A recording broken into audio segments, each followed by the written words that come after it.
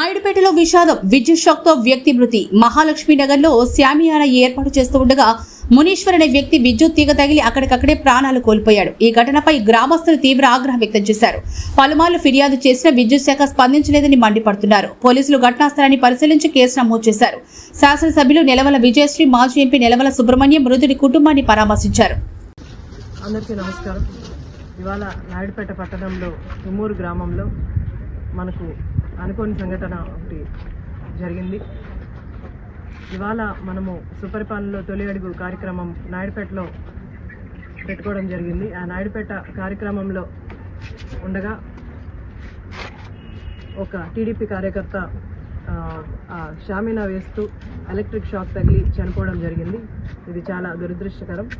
మన పార్టీ చేస్తున్నప్పుడు, మన పార్టీ కార్యక్రమాలు చేస్తున్నప్పుడు పార్టీ కార్యకర్త చనిపోవడం చాలా దురదృష్టకరం. ఇలాంటివి ఇంకెప్పుడు జరగకూడదని కోరుకుంటున్నాను.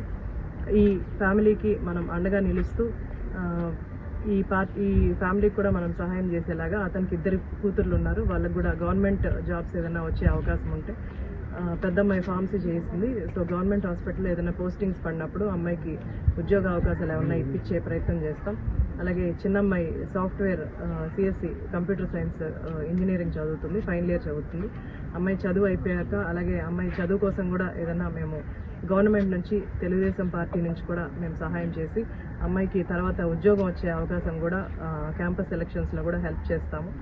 ఈ ఫ్యామిలీకి అండగా ఉంటాము. నేను ప్రతి ఒక్కరిని కోరుకునేది, ఒక టీడీపీ కార్యకర్తలనే కాదు, టీడీపీ కార్యక్రమాలనే కాదు, ప్రతి దాంట్లో కూడా పనిచేసేటప్పుడు కొంచెం జాగ్రత్తగా ఉంటే ఇలాంటి సంఘటనలు జరగకుండా ఉంటాయి. వాళ్ళు కాకుండా వాళ్ళ ఫ్యామిలీ చాలా ఎఫెక్ట్ అవుతుంది. కాబట్టి ప్రతి ఒక్కరు కూడా, ఈవెన్ నైట్ టైం డ్రింక్ చేసుకొని బైక్లో వెళ్ళే ప్రతి ఒక్కరికి కూడా నేను మన సూలూరుపేట నియోజకవర్గంలో ముఖ్యంగా అందరికీ కూడా, యువత అందరికీ కూడా నేను రిక్వెస్ట్ చేసుకుంటున్నాను.